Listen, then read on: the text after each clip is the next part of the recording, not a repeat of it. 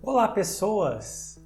Sejam bem-vindos à nossa primeira aula do curso de Computação Científica utilizando C++ como linguagem de programação. Hoje eu quero falar com vocês sobre o princípio básico de várias linguagens de programação, mas que tem um papel especial para a linguagem C++. Quero falar com vocês sobre tipos. Existem dois tipos, desculpa a piada, existem dois tipos de linguagens de programação. As linguagens tipadas, aquelas onde existem tipos de informação pré-determinados e que são forçados em cima do usuário, e existem as linguagens sem tipos, aquelas onde o próprio compilador ou a linguagem vai se encarregar de determinar que tipo é aquele baseado na informação que está armazenada ali.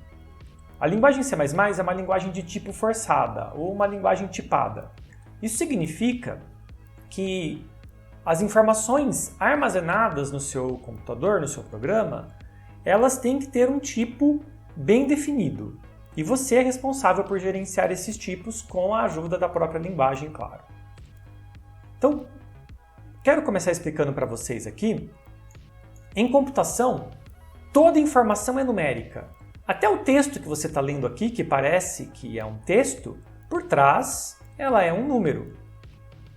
E, como eu disse, a linguagem C++ é uma linguagem com tipos forçados. Então você tem que lidar com o fato de que existem diversos tipos de informação. Apesar de que por trás tudo é numérico e tudo é binário, como nós vamos ver, para a programação, no momento que você está programando, tudo é classificado em tipos.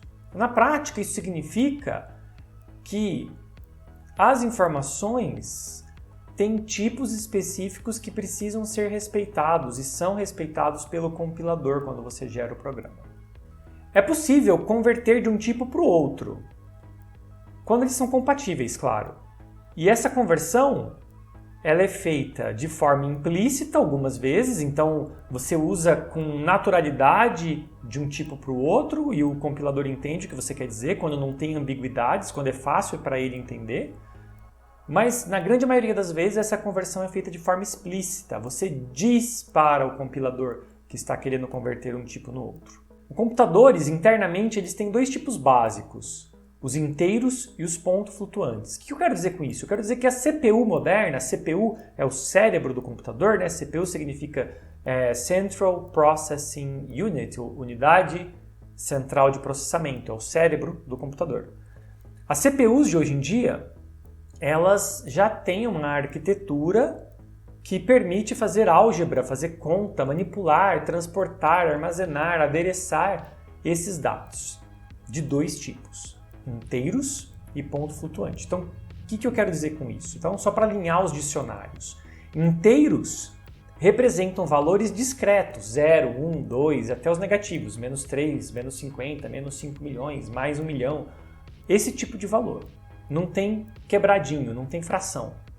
E ponto flutuante representam valores fracionários, como por exemplo, meio, 1/4, que é 0,25, 3,14, aqui eu tenho os 3 primeiros dígitos de π, e até números em notação científica, que vão ser especialmente relevantes para nós, como esse caso aqui, 5,25, essa letra E representa potência de 10, então E representa vezes 10 elevado a, e aqui eu tenho menos 10, então vezes 10 elevado a menos 10.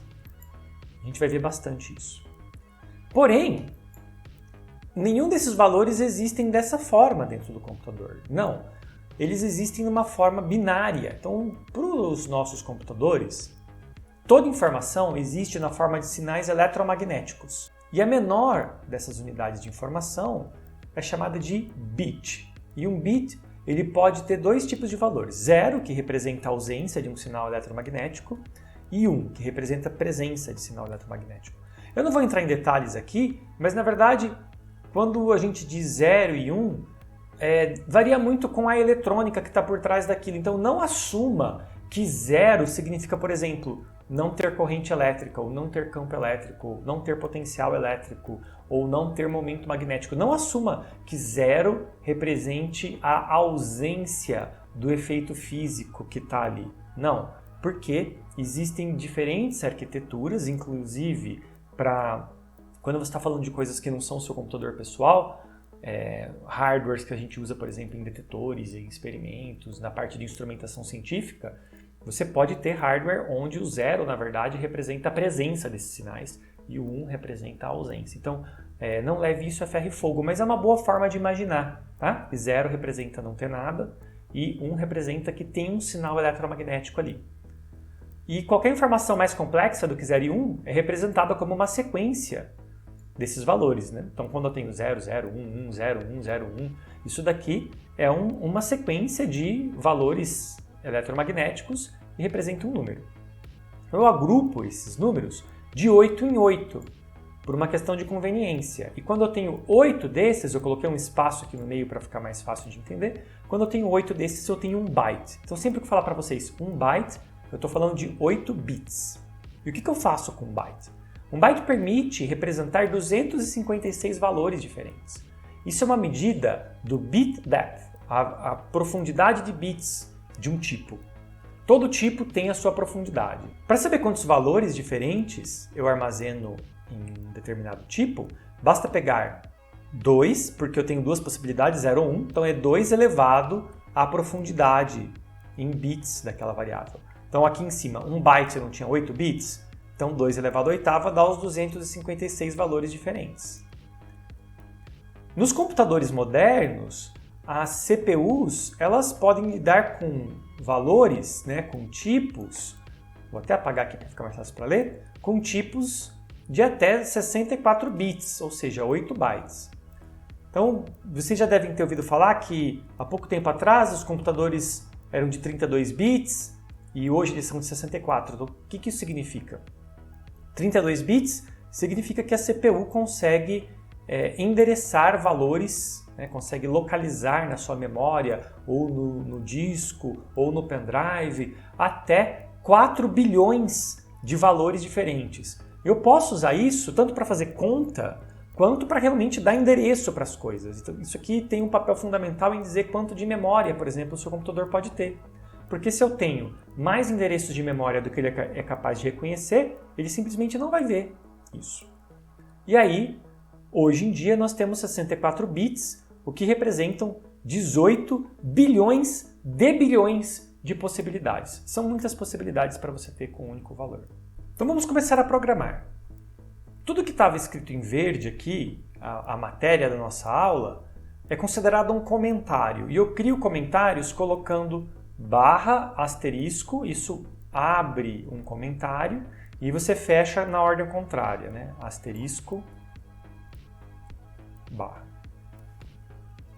Eu também posso criar comentários de outros jeitos que a gente vai ver daqui a pouco. Então, tirando esse comentário, se eu quisesse, eu poderia até apagar, você tem aqui o menor programa possível em C++.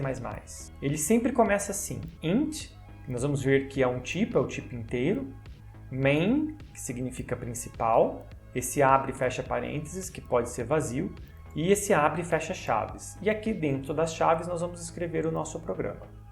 Nós chamamos isso de ponto de entrada do programa. Main indica para o sistema operacional aonde o seu programa começa, qual é a primeira instrução que ele tem que executar. Então isso daqui é obrigatório ter em todo o programa de C++. Eu vou voltar à nossa aulinha aqui e eu simplesmente rolo para baixo. Então nós temos um arquivo chamado tipos.cpp, que é o arquivo que nós vamos usar para executar essa nossa primeira aula. Então como que eu transformo isso num programa? Não faz nada ainda, mas como que eu transformo? Eu vou abrir um terminal, quem está no Visual Studio Code pode abrir um terminal vindo aqui em cima em Terminal, New Terminal, ou usando a tecla de atalho que está descrita aqui, Ctrl Shift aspas. Tanto faz, tá? Então, eu abri um terminal. Terminal é onde nós trabalhamos, de fato. Agora, se você instalou o compilador GCC, que é o mesmo que o meu, você compila o seu programa da seguinte forma. Você chama o compilador, na verdade é G++, o nome do seu programa, meu programa se chama tipos.cpp. Ah, eu estou na pasta errada. Espera. 01 introdução. Pronto. Agora sim. G++. tipos.cpp, e aí eu preciso dar um nome. Se eu não colocar nada, ele vai salvar com um nome padrão. Então, -o minúsculo, tá? É de output, e eu vou dizer para ele qual é o nome do meu programa, eu vou chamar de tipos. Se você está no Windows, pode ser uma boa ideia chamar de tipos.exe, que é a extensão que o Windows usa para dizer que o programa é executável.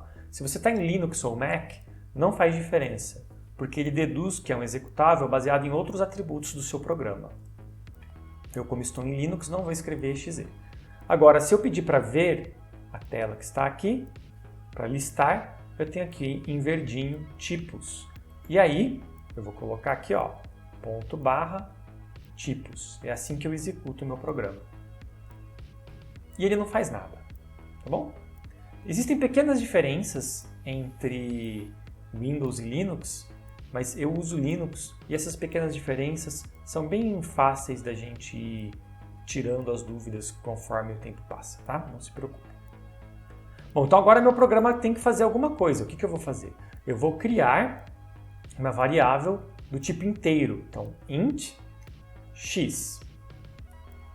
Toda linha termina em ponto e vírgula em C++. Eu preciso colocar um ponto e vírgula ali. Agora eu vou guardar um valor dentro dessa variável. Por exemplo, eu vou dizer x é igual a 5. Guardei o valor 5 lá dentro. Agora eu vou usar essa variável. Eu posso, por exemplo, querer usar ela para escrever no terminal. Quero que meu programa simplesmente escreva o valor aqui. Como que eu faço isso?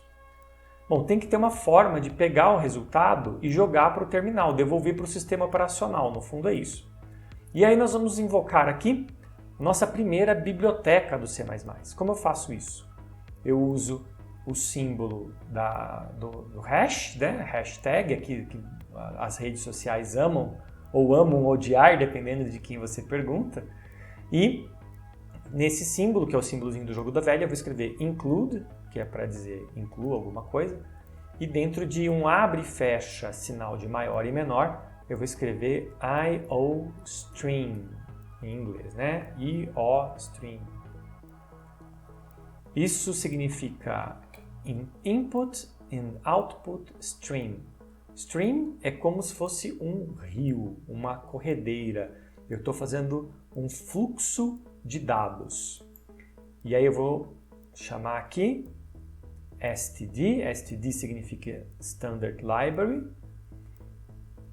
cout, que é Character Out. Então eu vou jogar para o terminal alguns caracteres. Eu uso esse símbolo, essas duas setinhas, os dois sinais de menor seguidos representa fluxo. Então o que eu estou jogando para o meu terminal? Estou jogando o resultado da variável 5. Depois que eu jogo isso, eu quero também que ele pule uma linha, que ele jogue para a próxima linha. Então eu vou jogar um caractere de controle. Eu abro aqui aspas duplas e digito /n. N significa nova linha, new line. E pronto. O que esse programa faz? Ele vai, vamos compilar de novo aqui embaixo, ó, e executar. Ele escreve o número 5 aqui para mim. Só isso. Então agora eu já tenho um básico para ter um programa com um tipo de variável, né, que guarda aqui o número 5. Agora, que tipo de variável é essa? Qual que é a profundidade de dados dessa variável? Bom, o C++ ele me dá uma macro, e eu já vou explicar o que é macro, que é essa daqui, ó, size of, tamanho de. E aí eu coloco um parênteses para pegar o x. Então o que é uma macro? Macro é algo que pergunta para o compilador. Então isso daqui não vai ser determinado, o tipo, a medida do tamanho do tipo da sua variável é algo que não vai acontecer quando eu estou executando o programa. Não, ele vai acontecer quando eu estou compilando o programa. E aí, eu vou mostrar para vocês que se eu compilar e executar, ele escreve agora 4 ao invés de 5. Por quê? Porque eu não estou escrevendo x. Eu estou pedindo para ele escrever o tamanho de x. E x tem tamanho 4. 4 o quê? Bytes. Eu posso até complementar aqui e dizer assim, bytes. Então eu coloco outro símbolo de fluxo depois desse e escrevo a palavra bytes aqui. Agora, eu posso pedir para ele escrever o tamanho de uma variável, então isso é uma variável, né? eu pedi para o sistema operacional, na verdade, criar um espaço na memória onde eu pudesse guardar o número 5.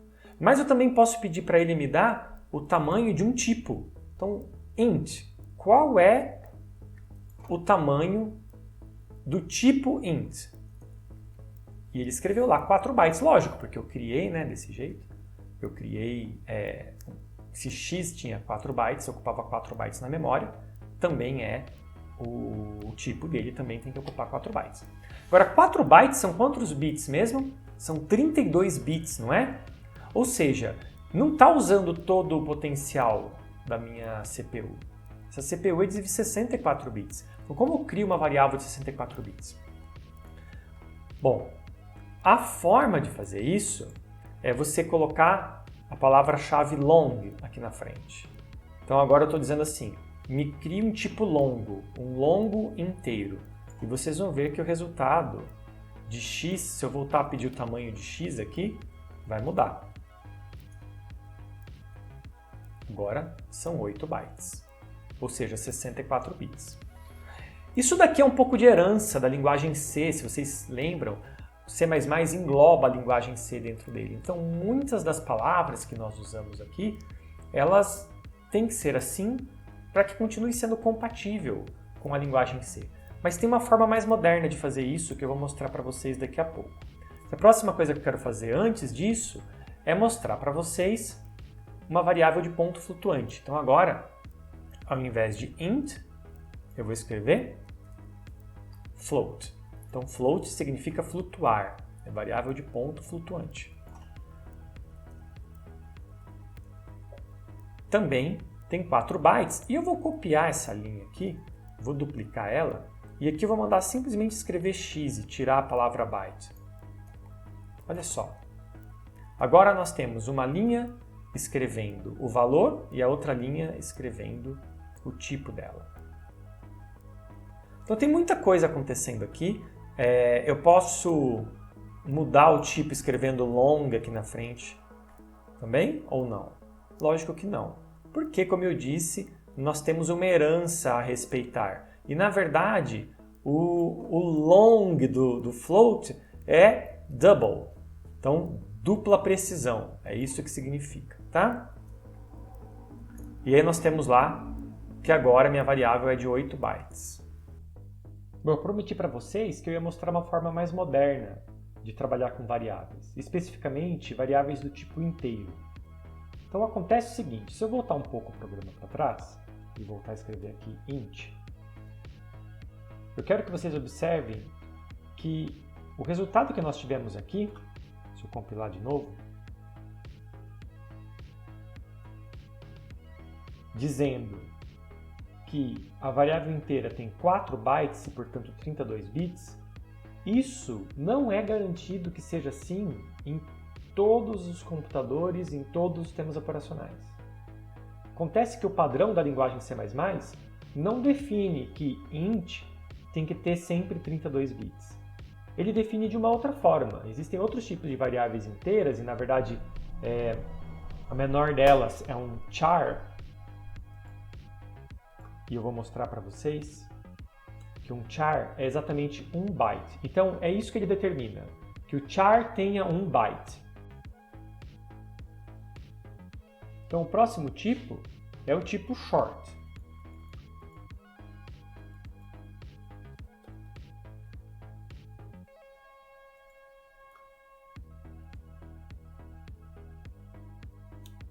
Olha lá, 2 bytes, ou seja, ele tem 16 bits.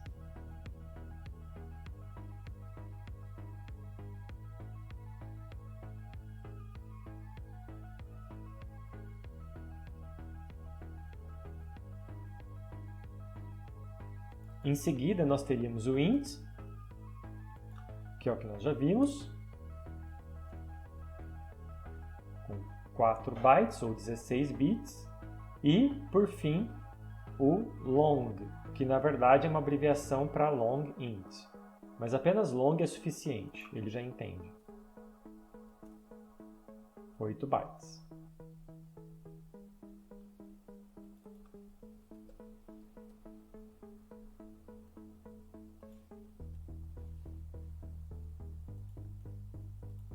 Porém, na verdade, não existe nenhuma garantia no padrão da linguagem C++ de que esses tipos têm que ter esses tamanhos.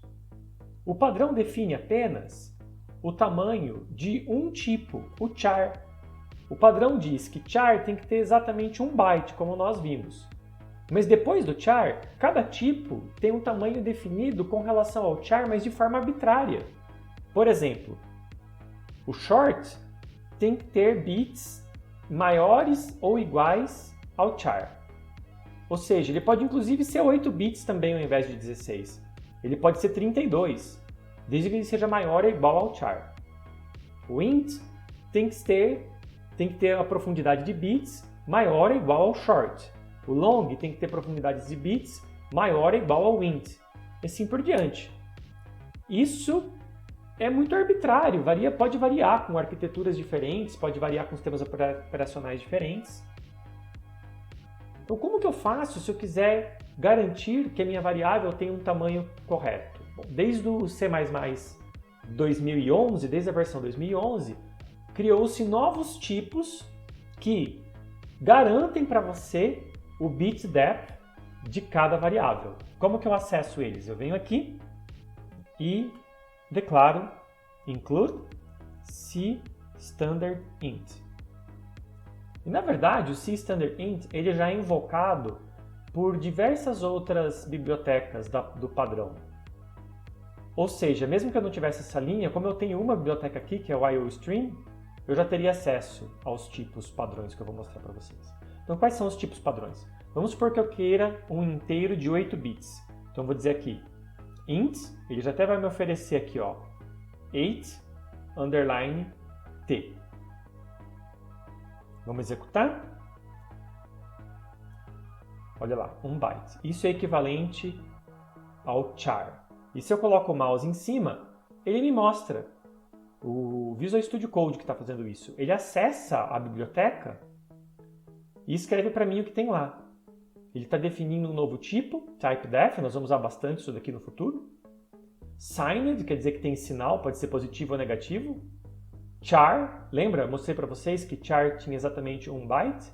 E aqui ele dá um novo nome. Esse novo nome, int8t, ele engloba tudo isso que está definido atrás. Um char com sinal, signed char. Porém, numa outra arquitetura, se eu vou compilar isso em uma outra máquina, né, outro tipo de CPU, outro sistema operacional, isso daqui pode mudar. Claro, o padrão do C++, como eu disse, ele pré-determina que um char sempre tem 1 byte, ou seja, 8 bits. Então isso daqui provavelmente não vai mudar. Mas se eu vier aqui agora e escrever int 16, o resultado esperado é que ele tenha 2 bytes. Afinal, 16 bits, 2 vezes 8, né? São 16, então tem 2 bytes. Vou colocar o mouse aqui em cima, olha lá, signed short int 16, esse é o novo nome. Agora há pouco eu falei para vocês que o nome da variável com 16 bits era word. Esse é um nome histórico antigo. Em C++, um word se chama short, variável curta. E aqui eu tenho outros. Posso ir para 32 e ele te mostra lá como que ele construiu o int 32 na minha máquina. Isso pode ser diferente para vocês, porque aqui o compromisso é, se eu escrever 32 aqui, eu tenho 32 bits. E a última, 64. Ok? Tá lá. É um signed long. Eu também tenho variáveis sem sinal. Então, se eu colocar o 1 aqui na frente de unsigned, eu tenho a mesma coisa agora, só que sem sinal. Então, essa variável só pode ser positiva. Qual é a vantagem de usar uma variável que só pode ser positiva? Quando eu não preciso que ela assuma valores negativos, isso me garante que eu tenho o dobro de possibilidades. Lembra, o número de possibilidades é 2 elevado ao bit depth. Mas eu preciso reservar um bit, um desses zeros e uns, eu preciso reservar ele para dizer se minha variável vai ser positiva ou negativa. A gente vai ver mais sobre isso na próxima aula. Basta saber nesse momento que se eu não preciso desse bit para dizer se a variável é positiva ou negativa, eu tenho meu valor máximo multiplicado por 2 para o número de combinações possíveis para armazenar numa variável. Então eu ganho combinações, eu ganho valores possíveis se eu não preciso do sinal. E eu posso ter, então, unsigned com o uzinho na frente para todos os tipos. Em computação científica, eu sempre vou preferir este tipo de declaração, vou usar variáveis inteiras com este formato moderno para garantir que eu tenho controle de quantos bits tem a variável que eu estou criando.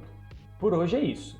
Eu vou deixar fixado aqui no canto do vídeo uma referência com mais informações sobre os tipos que têm valores em bits fixos e nós vamos nos aprofundar mais sobre como que a CPU codifica esses tipos na memória, utilizando os seus bits, incluindo ponto flutuante, que é de suma importância para a computação científica.